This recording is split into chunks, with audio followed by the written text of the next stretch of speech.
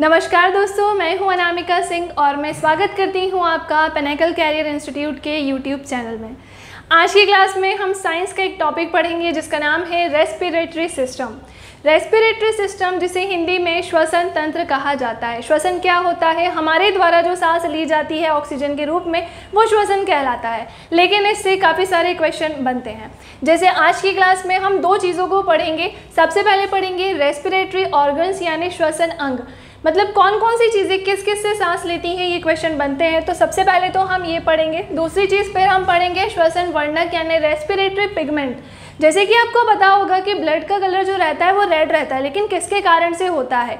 और साथ ही साथ क्या ब्लड रेड कलर का ही होता है, दूसरा कोई कलर नहीं होता है क्या? तो ये भी सारी चीज़ों पर मैं डिस्कशन करूँगी। तो चलिए स्टार्ट करते हैं सेशन को और देखते हैं हम रेस्पिरेटरी ऑर्गन्स यानी श्वसन अंग।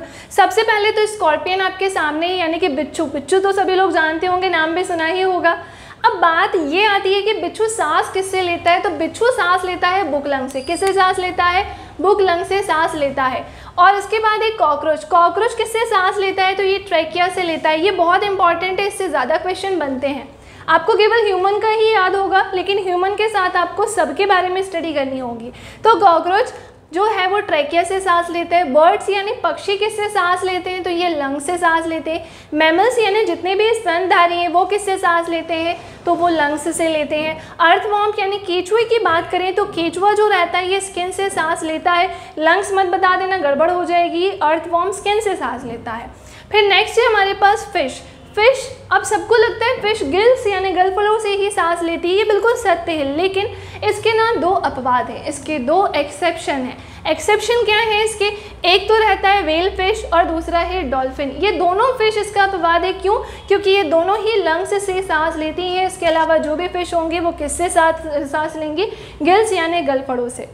आगे देखते हैं रेप्टाइल्स यानी सरीसृप। इससे ना दो तरह के क्वेश्चन बनते हैं। अब वो दो तरह के क्वेश्चन क्या है? सबसे पहले तो पानी के अंदर और पानी के बाहर।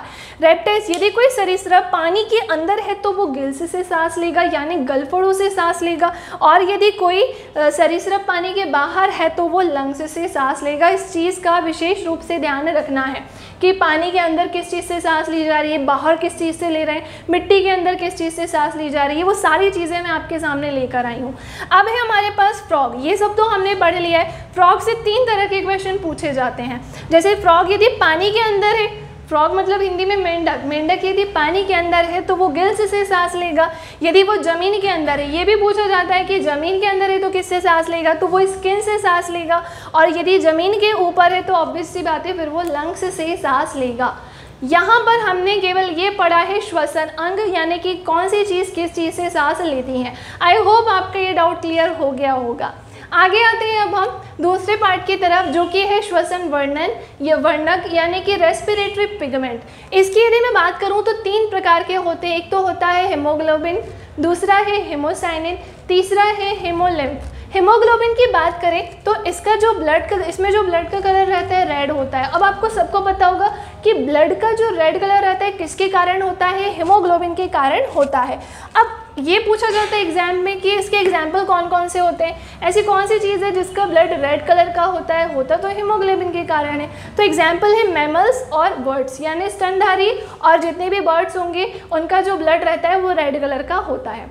आगे आते हैं, अब हीमोसाइनिन की बात करें तो ब्लड का ब्लू कलर भी होता है, और वो किसके कारण होता है? तो वो हीमोसाइनिन के कारण होता है। एग्जाम्पल क्या है? तो ये सबको पता होना चाहिए। इसका एग्जाम्पल है ऑक्टोपस। और सबसे लास्ट में है हमारे पास हीमोलिम्फ। हीमोलिम्फ की बात करें तो इसमें जो ब्लड रहता है वो ट्रांसपेरेंट रहता है ना? ट्रांसपेरेंट यानी पारदर्शी रहता है। अब इसमें क्या रहता है? इसके एग्जाम्पल कौन से हैं? तो इसका एग्जाम्पल है कॉकरोच।